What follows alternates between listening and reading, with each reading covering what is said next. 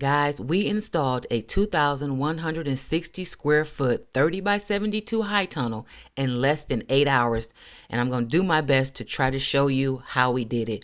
Unfortunately, there was a lot of footage that was lost and just a lot that we couldn't catch because there were so many moving parts and everybody was moving and getting stuff done all at the same time. It was amazing to turn around and just see something done because you're so busy working that you don't even see what's going on behind you. Hey, I'm officially Fran. We're going to jump right into how we installed this high tunnel in one day, less than 8 hours. From the time that truck stops and unloading starts, work starts. Even the process of unloading was meticulous. Every piece that you see here is sitting on the ground, which is for the bowls to be installed. We were told exactly where to put each piece.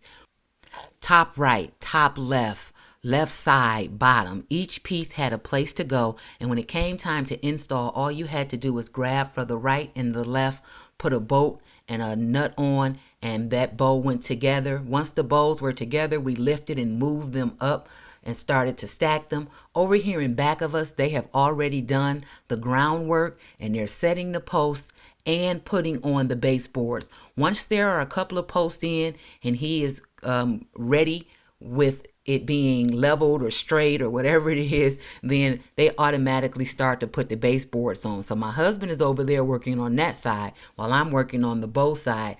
And before you know it, we turned around and that was all set up for us. The next thing was we started to then carry those bowls over and lift them in place. While we're lifting those bowls in place, they are still over there building bowls, and there's all kinds of stuff going on. Everybody was still doing a job. Once we got a couple of bowls lifted into place, they moved on even to the third step. So if you look way back there in the backyard, in the background, as we're setting those bowls up, you'll be able to see Blake is in the background and he is installing the hip boards while up on the ladder, Warren is installing the purlins. So everybody was moving around and at the same time. As soon as a bow is set, another group of people go back, they get another, and we're walking those things over as fast as we can. I want to say that all of the bows were in place in about 30 minutes. Now's a good time for me to tell anyone that does not know that this high tunnel is made possible by a grant from USDA. I have a video in my description and one will pop up somewhere where you can go back and watch and find out how to get yourself a high tunnel.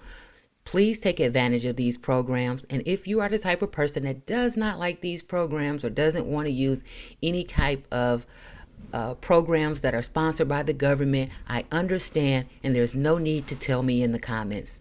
Thanks. At this point, all of our bowls are in place except for the very last one, which makes up the end wall. So now I'm going to go around and try to tell you what everyone is doing because they've all picked up new jobs. I'm going to start at, let's say, 6 o'clock and work myself counterclockwise. So we have Blake there digging and getting ready to put the baseboards down, and then he's going to start to build the last end wall. Next, you have my husband. He is on the side of the left, and he is working on finishing up the hip boards. Next, in the back left corner, we have Gerard and Eugene, and they're working on the left side of the wind bracing. Across from them on the right back side, we have my son and Miss Vicky. They're working also on wind bracing. In the middle there, up on the ladder, we have Warren, and he is working on the purlins. And there I am in the middle of the green about to get my instructions because I am going to work on the top purlin. My two daughters have broken away because it's about 10 a.m. and they're going in to prepare brunch for everybody. So in total, we had 10 people, my husband and I, our 3 adult children, our 3 neighbors and friends, which were Eugene, Warren, and Miss Vicky. Then we had the 2 staff from Nifty Hoops, 10 people. That means it was 8 of us and 2 crew people. So your crew or volunteer size matters when you're doing a community bill, which is what this is called, a community bill. They send out 2 staff people. You get together your friends and family and community members, and they assist you all the way through installing your hoop house. And basically, if you do what they say, you are supposed to have your hoop house done in an 8-hour time period. And that's exactly what we were able to do.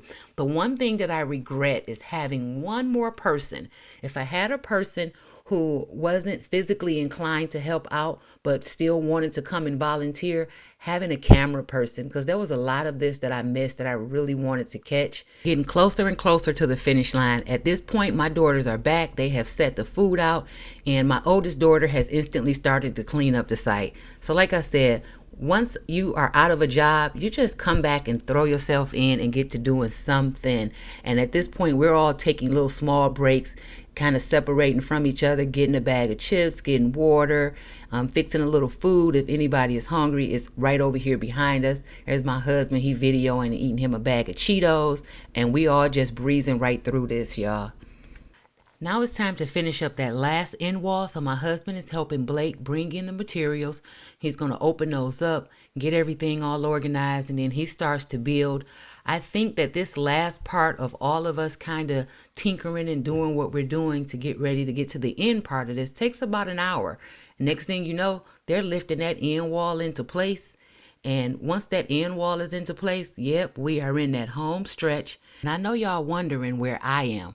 But your girl is working too. There I am at the top, getting that last part of the top purling on, because I needed to wait for him to put in the last of the end wall, because I have to connect that to the end wall. And so there your girl go. I'm working. Yes, I am. I got the money shot. Warren throwing me up nuts. Yep, and I can catch in the air, and I'm doing my thing just like everybody else.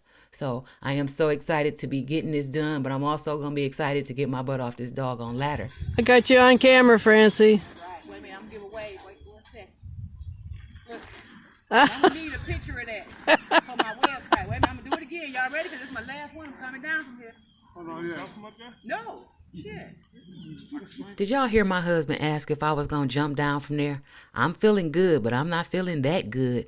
So we're going to keep on moving and get this thing done. Now, while I am up there finishing up that and everybody's doing what they're doing, there were pieces that we missed. So what I have is pictures for you, because the side plastic was going on. My husband was putting the door on. So by the time I'm done up there, we have plastic on one side. They're going to finish that plastic up on the other side. And then we're going to move right into getting the roof on. Now we are moving in to put on the roof or the top covering. He starts by rolling out one sheet of plastic. Then they roll another sheet of plastic on top of it, because it's a double poly roof, which will have an air circulating fan in between it. Now he's going to take a tennis ball and some rope and use that to tie up one side of the plastic, and that's what we're going to use to pull that plastic over. The winds were very high. If you can see the trees and the plastic starting to move around, the wind picked up the further we got into the day. So at this point, we're ready to pull this roof on. I have an entire separate video of just the roof install because it was so funny.